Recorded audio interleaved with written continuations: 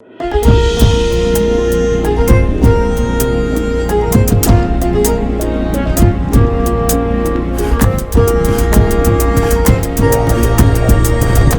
ጤና ይስጥልኝ ውድ የፈታ ዴሊ ተከታታዮቻችን፣ ይህ የዕለተ ማክሰኞ የምሽት ጥንቅራችን ነው። ለእናንተ አዳዲስ መረጃዎች ይሰጣሉ ያልናቸውን ሀገራዊና ዓለም አቀፋዊ ዕለታዊ መረጃዎችን አሰባስበን በማጠናቀር ተገኝተናል። ቆይታችሁን ከእኛ ጋር እንድታደርጉ የቅድሚያ አክብሮታዊ ግብዣችን ነው። ወደ ዕለቱ ዝርዝር መረጃዎቻችን ከማለፋችን በፊት በቅድሚያ ዋና ዋናዎቹን እንጠቁማችሁ። በኦሮሚያ ክልል አርሲ ዞን በኢትዮጵያ ኦርቶዶክስ ምዕመናን ላይ ከሰሞኑም ሌላ አዲስ ጥቃት ተሰንዝሮ የምዕመናን ሕይወት አልፏል። በርካቶች መኖሪያ ቀያቸውን ጥለው ተሰደዋል። በቤተ ክርስቲያን ላይም ቃጠሎና ዝርፊያም ተፈጽሟል። ከጥቃቱ የተረፉት ምዕመናንም ያሉት ነገር አለ። በምሽቱ ጥንቅራችን ከተያዙት ዕለታዊ መረጃዎች መካከል ነው። ጠቅላይ ሚኒስትር አብይ አህመድ በትውልድ ስፍራቸው በሻሻ ያስመዘገቡት አስገራሚ ምርጫ ውጤት ከፍተኛ ትኩረት ስቧል። ጠቅላይ ሚኒስትሩ 1495 ድምፅ ሲያገኙ ተፎካካሪዎቻቸው ግን 0 ድምፅ ማግኘታቸውን ያመለከተ መረጃ ይፋ ሆኗል። ጉዳዩ እያነጋገረም ነው። በተመሳሳይ መረጃ በትላንትናው ዕለት የተካሄደውን ምርጫ ተከትሎ 40 ሚሊዮን ዜጎች ድምፅ መስጠታቸውን አረጋግጫለሁ ሲል የኢትዮጵያ ብሔራዊ ምርጫ ቦርድ አስታውቋል። ከምርጫው ጋር የተያያዙም ሌሎች መረጃዎችም አሉ። ዓለም አቀፉ የዜና ተቋም ዘ ኒውዮርክ ታይምስ በትግራይ ክልል ግጭት ዳግም ሊያገረሽ እንደሚችል የሚያሳዩ አሳሳቢ ምልክቶች መታየታቸውን ይፋ አድርጓል። ጋዜጣው የደብረ ጽዮንን ወደ ስልጣን መመለስና አዲሱን ስጋት እንዴት ገለጸው? ጥንቅራችን ምላሽ አለው። በተጨማሪም ዋሽንግተን ከኤርትራ ጋር አዲስ ግንኙነት ለመመስረት የሚያስችሉ እርምጃዎችን መውሰዷ ይታወሳል። ለዘመናት የነበረው ማዕቀብ መነሳትና አሁን ዋሽንግተን ኤርትራ ላይ ማተኮሯ ከኢራን ጦርነትና ከቀይ ባህር ደህንነት ጋር ተያይዞ ይነሳል። ሆኖም ጉዳዩ እሱ ብቻ አይደለም ሲል አንድ ዘገባ ተደምጧል። ትራምፕ በፖሊሲ ለውጣቸው ኤርትራን ማዕድናት የመጠቀም ፍላጎት እንዳላቸው በኤርትራ የአሜሪካን ተልዕኮ የመሩ ዲፕሎማት ነገሩኝ ሲል አፍሪካ ቢዝነስ ጽፏል። የትራምፕ ሌላው ትኩረት የኤርትራ ሀብት ስለመሆኑ የሚተነትነውን መረጃም አካተናል። በዓለም ዙሪያ የሚካሄዱ ግጭቶችንና የትጥቅ እቅዶችን በቅርበት የሚከታተለው አክሌድ ኢትዮጵያን በተመለከተ በዛሬው ዕለት አዲስ መረጃ ይፋ አድርጓል። በወልቃይት የጦርነት ስጋት ማየሉን ዓለም አቀፍ ተቋም በትንታኔው ያስጠንቅቋል። ይሰሙታል። ሌሎች መረጃዎችንም አካተናል። እስከ ጥንቅራችን ፍጻሜ አብራችሁን ቆዩ። የምንለቃቸው ዕለታዊ ትኩስ ዜናዎች እንዲደርሷችሁ ላይክ፣ ሼር፣ ሰብስክራይብ ማድረግ እንዳትረሱ።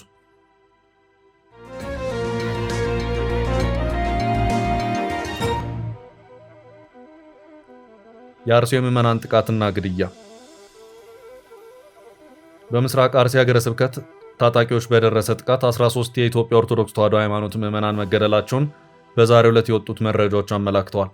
ጥቃቱም ከግንቦት 23 ቀን 2018 ዓ.ም ጀምሮ የተፈጸመ መሆኑ ታውቋል። ከግድያው ጋር በተያያዘም ከ280 በላይ ምዕመናንም ከቀያቸው መፈናቀላቸውን እየወጡ ያሉት መረጃዎች እያመላከቱ ይገኛሉ። ዘግየት ብለው እየወጡ ያሉት መረጃዎች የሟቾቹንም ሆነ የተፈናቀሉትን ምዕመናን ቁጥር ከተጠቀሰውን በላይ አድርገውታል። ዶቼ ቬሌና ሌሎች ሚዲያዎችም የደረሰውን ጥቃት አረጋግጠዋል። የአርሲ ሀገረ ስብከት ሚዲያ እንዳመለከተው ከሆነ ብፁዕ አቡነ ኤልሳ የአርሲና ሶማሌ ክልል ጅጅጋ አህጉረ ስብከት ሊቀ ጳጳስ በምስራቅ አርሲ ሀገረ ስብከት 13 ኦርቶዶክሳውያን መገደላቸውን፣ ከ280 በላይ ምዕመናን መፈናቀላቸውንና የ101 ዓመት ቤተ ክርስቲያን መቃጠሉን አሳውቀዋል። ጥቃቱ የተፈጸመው በአርሲ ሀገረ ስብከት በአስኮ፣ በሽርካ፣ ሆንቆሎ አቤ የተባሉ ወረዳዎችም ነው ተብሏል። በደረሰው ጥቃትም የጠላታ ቅዱስ ገብርኤል ቤተክርስቲያን ሙሉ በሙሉ በእሳት ወድሟል የተባለ ሲሆን የካራ ኩፍተና መድኃኔ ዓለም ቤተክርስቲያን ደግሞ ዝርፊያ ተካሂዶበታል ተብሏል። በአርሲ ዞን ሃይማኖት ተኮር ጥቃት ሲደርስ ይህ የመጀመሪያው አይደለም። ከዚህ ቀደምም ተመሳሳይ መሰል ጥቃቶች ደርሰው የኢትዮጵያ ኦርቶዶክስ ተዋሕዶ ቤተክርስቲያን ምዕመናን የተገደሉባቸው ሁኔታዎች አሉ። እስካሁን ባለው ሁኔታ በጉዳዩ ዙሪያ በየትኛውም የመንግስት አካል ምንም የተባለ ነገር አልተሰማም። በዚሁ በኦሮሚያ ክልል አርሲ ዞን ባለፈው የካቲት 2018 ዓ.ም ምሽት በተፈጸመው ተመሳሳይ የምዕመናን ጥቃት ከ30 በላይ ሰዎች መገደላቸውን የቀደመው የቢቢሲ ዘገባ ያመለክታል። በጊዜውም ጥቃቱ የተፈጸመው በዚያው በአርሲ ዞን ውስጥ በሚገኙት ሽርካና ምርት ወረዳዎች ነበር። ዶቼ ቬለ ያነጋገርኳቸው ያላቸው የሀገረ ስብከቱ ሰራተኛ ከጥቃቱ የተረፉት ነዋሪዎች አሁን ወደ ተለያዩ አካባቢዎች ለመሰደድ የተገደዱ መሆኑን አመላክተዋል።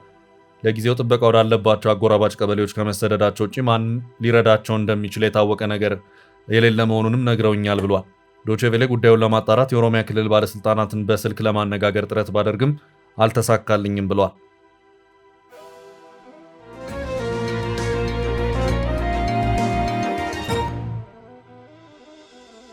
በቀጣይ መረጃ ጠቅላዩና አነጋጋሪው የተፎካካሪዎች 0 ድምፅ። ጠቅላይ ሚኒስትር አብይ አህመድ በትውልድ ስፍራቸው በሻሻ ያስመዘገቡት አስገራሚ ምርጫ ውጤት ከፍተኛ ትኩረት ስቧል። ጠቅላይ ሚኒስትሩ 1498 ድምፅ ሲያገኙ ተፎካካሪዎቻቸው ግን ዜሮ ድምፅ ማግኘታቸውን ያመለከተ መረጃ ይፋ ሆኗል። ዶቼ ቬለ ይፋ ባደረገው መረጃ መሰረት ጠቅላይ ሚኒስትሩ በበሻሻው የሃሮ ምርጫ ጣቢያ 1498 ድምፅ ያገኙ ሲሆን በእጩነት አብረዋቸው የተወዳደሩት ተፎካካሪዎቻቸው ግን ዜሮ ድምፅ ማግኘታቸው ተመልክቷል። ይህን ተከትሎ በርካታ ታዛቢዎችና የህዝብ አስተያየት ሰጪዎች እንዴት ተፎካካሪዎቹ ራሳቸውን እንኳን አይመርጡም የሚል ጥያቄ በስፋት በማንሳት ላይ ይገኛሉ። ለዚህ አነጋጋሪ ክስተት የምርጫ ቦርድን አሰራርና የምርጫ ህግን መሰረት በማድረግ በአመክንዮ ሊሰጥ የሚችለው ዋነኛ ማብራሪያ ተፎካካሪዎች የተመዘገቡበት የድምፅ አሰጣጥ ክልል ጉዳይ ነው። በምርጫ ስነ ስርዓት ድንጋጌ መሰረት አንድ እጩ በየትኛውም የምርጫ ክልል ውስጥ በእጩነት ሊወዳደር ቢችልም ድምፅ መስጠት የሚችለው ግን ራሱ እንደ ዜጋ በነዋሪነት ተመዝግቦ የድምፅ መስጫ ካርድ በወሰደበት ቀበሌ ወይም የምርጫ ጣቢያ ብቻ ነው። ጠቅላይ ሚኒስትር አብይን በዚሁ ጣቢያ የተፎካከሯቸው የኢዜማ እጩ ካሊድ ጀማል እና የእናት ፓርቲ እጩ ዳግም ዋሪሶ በሪፖርተር ጋዜጣ ቀደም ሲል እንደተገለጸው ቋሚ ነዋሪነታቸውና የምርጫ ካርድ ምዝገባቸው በሌላ አካባቢ ከሆነ በበሻሻው ጣቢያ ራሳቸውን መምረጥ የማይችሉበት ሰፊ የህግ አጋጣሚ አለ። ይህም ተፎካካሪዎች ዜሮ ድምፅ ያገኙበትን ምክንያት ከምርጫው ስነ ስርዓት አንጻር በምክንያታዊነት ሊያስረዳ የሚችል ቀዳሚው መላምት ነው። በሌላ በኩል ይህንን የቁጥር መረጃ አስመልክቶ ዶቼ ቬለ ካጋራው የምስል መረጃ ጋር ተያይዞ በተለያዩ ማህበራዊ ገጾች ላይ የምስል ጥራት ጥያቄ እየተነሳ ይገኛል። ብዙዎች በምስሉ ላይ ቁጥሮችን ትክክለኛነት በግልጽ ለመለየት አዳጋች መሆኑንና ምስሉ ከፍተኛ የጥራት ጉድለት እንዳለበትም ሲገልጹ ተስተውለዋል።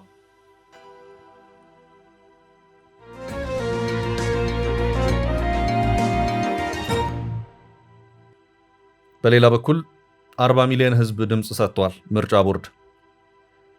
በትናንትናው ዕለት ማለትም ግንቦት 24 ቀን 2018 ዓ.ም በአገር አቀፍ ደረጃ በተካሄደው ሰባተኛ ሀገራዊ ምርጫ ላይ ለመሳተፍ 50.5 ሚሊዮን ሰዎች በመራጭነት የተመዘገቡ መሆኑን ብሔራዊ ምርጫ ቦርድ ያስታወቀ ሲሆን ከነዚህም ውስጥ 40 ሚሊዮን ህዝብ ድምፁን የሰጠ መሆኑን የደረሱኝ መረጃዎች ያመለክታሉ ሲል ቦርዱ አስታውቋል።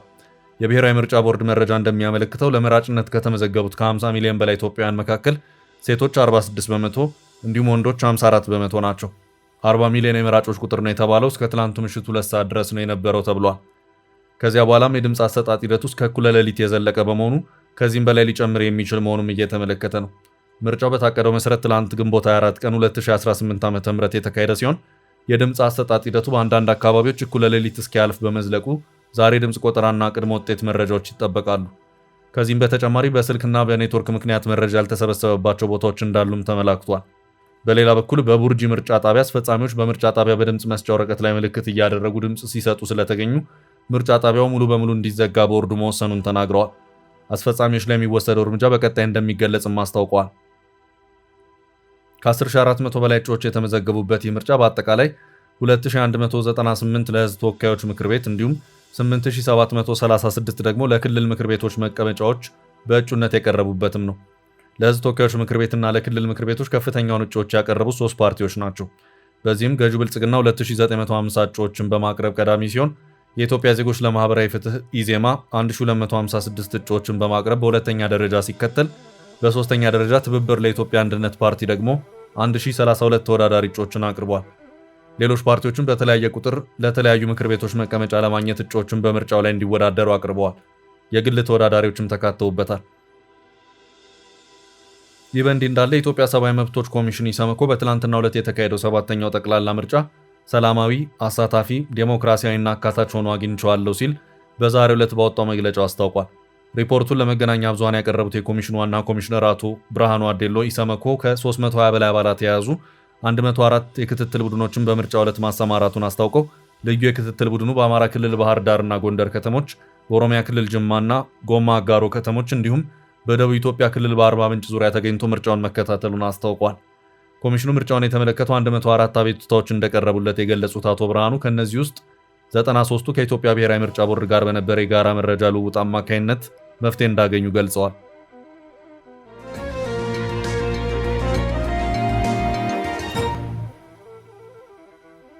በቀጣይ መረጃ ዘኒውዮርክ ታይምስ ስለ ጠቅላዩና ትግራይ። ዘኒውዮርክ ታይምስ አዲስ ባወጣው ትንተናዊ ዘገባ ኢትዮጵያ በአሁኑ ወቅት እጅግ ወሳኝና አሳሳቢ ምዕራፍ ላይ እንደምትገኝ አስታውቋል። የኢትዮጵያ ምርጫ የሚካሄደው በትግራይ ክልል አዲስ ግጭት ሊቀሰቀስ ይችላል የሚል ከፍተኛ ስጋት በነገሰበትና ኢትዮጵያ ወደ ቀይ ባህር መውጫ ወደብ ለማግኘት ከኤርትራ ጋር ያላት ዲፕሎማሲያዊ ጥረት በበረታበት ወቅት መሆኑን ዘገባው አመልክቷል። በተለይም በቅርቡ በትግራይ ክልል በፕሪቶሪያዊ ሰላም ስምምነት መሰረት ተቋቁሞ የነበረውና በጀነራል ታደሰ ወረደ ይመራ የነበረው ጊዜያዊ አስተዳደር መዋቅር ተወግዶ በደብረጽዮን ገብረ ሚካኤል የሚመራው የህወሓት የቀድሞ አስተዳደር በድጋሚ ስልጣን መያዙ ለፌዴራሉ መንግስትና ለቀጣዩ የሰላም ጉዞ ትልቅ የውጥረት ምንጭ መሆኑንና ይህም ጦርነቱ ዳግም እንዲያገረሽ ምክንያት ሊሆን እንደሚችል ጋዜጣው በስፋት አትቷል። የዓለም አቀፍ የዜና ተቋም በዘገባው ላይ ጠቅላይ ሚኒስትር አብይ አህመድና የፖለቲካ ጉዞ ወደ ኋላ መለስ ብሎ የተመለከተ ሲሆን በተለይም እንደ አውሮፓውያን አቆጣጠር በ2019 ያገኙትን የኖቤል ሰላም ሽልማትና ከዚያ በኋላ በሀገሪቱ ውስጥ የተከሰተውን አውዳሚ የሰሜኑን ግጭት በማነጻጸር አቅርቦታል። ጠቅላይ ሚኒስትሩ በቅርብ ወራት ውስጥ ለኢትዮጵያ የባህር በርና የወደብ ባለቤትነት ጥያቄን በተደጋጋሚ በማንሳት የሰጡትን መግለጫ ተከትሎ በአካባቢው ላይ አዲስ የጂኦፖለቲካ ውጥረት መፈጠሩንም ዘገባው አስታውሷል። ይሁን እንጂ ዘገባው ሚዛናዊነቱን በጠበቀ መልኩ ይህንን የፖለቲካና የጸጥታ ስጋት ብቻ ሳይሆን ባለፉት ዓመታት በመንግስት በኩል የተመዘገቡ አዎንታዊ የኢኮኖሚ ስኬቶችንም በዝርዝር አካቷል። በዚህም መሰረት የጠቅላይ ሚኒስትር አብይ አህመድ መንግስት በሀገር በቀል ኢኮኖሚ ማሻሻያ አማካይነት የሀገሪቱን የኢኮኖሚ መዋቅር በመለወጥ የግሉን ዘርፍ በማሳተፍና የአዲስ አበባን ገጽታ በዘመናዊ መልኩ በመቀየር ረገድ ያስመዘገባቸውን ውጤቶች ጋዜጣው አውስቷል። በተለይም የሀገሪቱ ኢኮኖሚ እድገት በፈጣን ሁኔታ ወደ 9.2 በመቶ ከፍ ማለቱና በቅርቡም በአፍሪካ ግዙፍ የተባለለትን አዲስ ዓለም አቀፍ አውሮፕላን ማረፊያ ግንባታ በይፋ መጀመሩን በመጥቀስ በኢኮኖሚ መስክ የሚታዩትን አበረታችና ተስፋ ሰጪ ሁኔታዎች ዘገባው ጠቅሷል።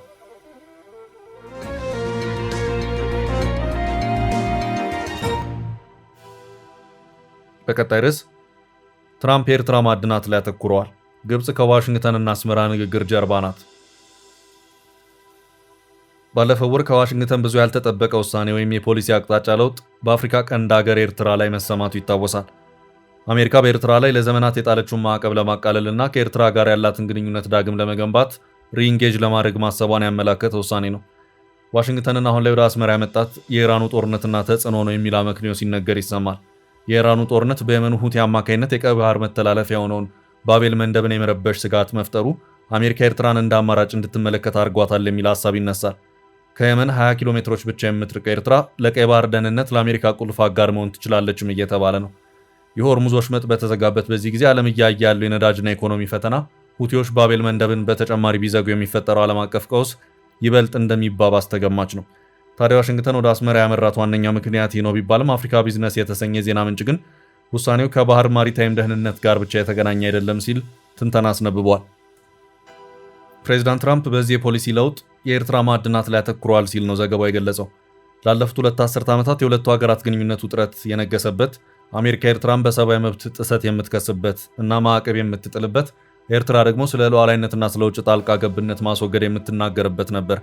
ታዲያ የአስመራው መንግስት የሰብአዊ መብት አያያዝ ሪከርድ ለትራምፕ ግድ የሚሰጣቸው አለመሆኑን ነው ዘገባው ያነሳው። ትራምፕ በፖሊሲ ለውጣቸው ኤርትራን ማዕድናት የመጠቀም ፍላጎት እንዳላቸው በኤርትራ የአሜሪካን ተልዕኮ የመሩ ዲፕሎማት ነገሩኝ ሲል አፍሪካ ቢዝነስ ጽፏል። እንደ አውሮፓውያን አቆጣጠር ከ2014 እስከ 2016 ባሉት ዓመታት የአሜሪካ የአስመራ ተልዕኮን የመሩት ሉዊስ ማዜል ናቸው ይህን የገለጹት።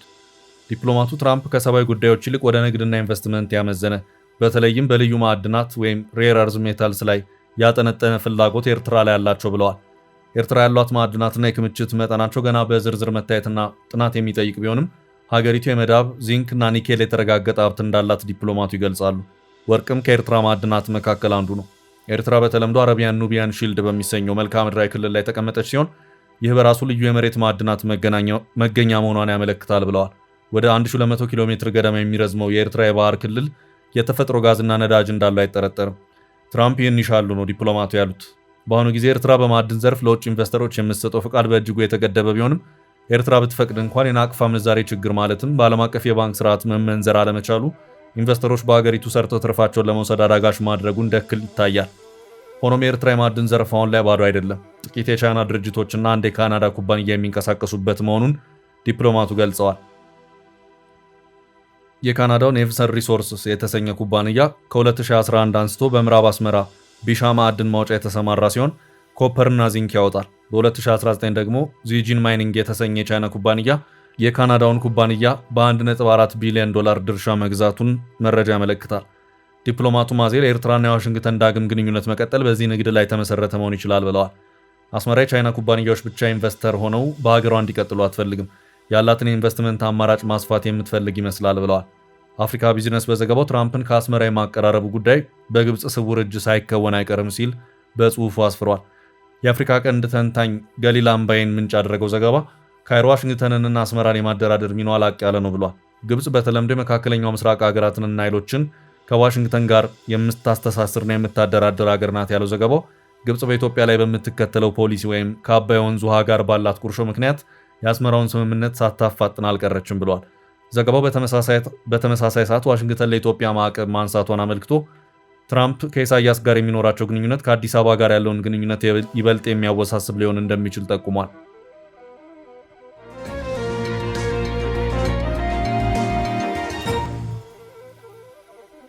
በቀጣይ መረጃ በወልቃይት ጦርነት እያንዣበበ ነው።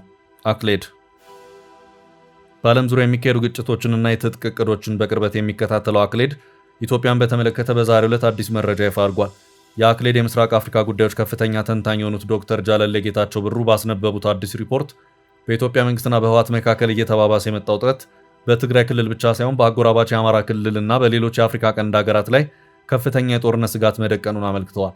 እንደ አክሌድ ዘገባ ከሆነ ህወሓት ባለፈው ግንቦት ወር ላይ በፊቱን ክልላዊ መንግስት መዋቅር በድጋሚ እንዲያንሰራራ ያደረገ ሲሆን ይህ አካሄድ በክልሉ የነበረውን ደካማ ሰላም አደጋ ላይ የሚጥል ከመሆኑም በላይ ሌላ ሙሉ በሙሉ የተባባሰ ጦርነት የመቀስቀስ ከፍተኛ እድል አለው።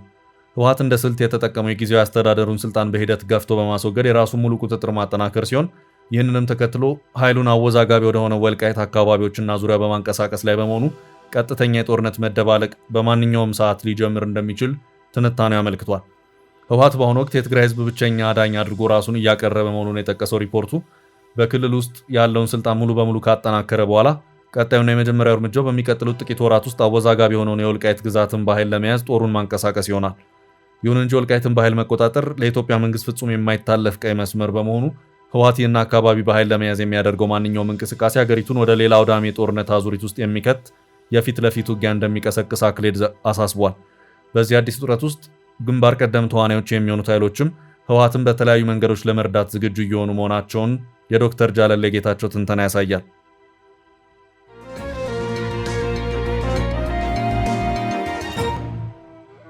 በቀጣይ ርዕስ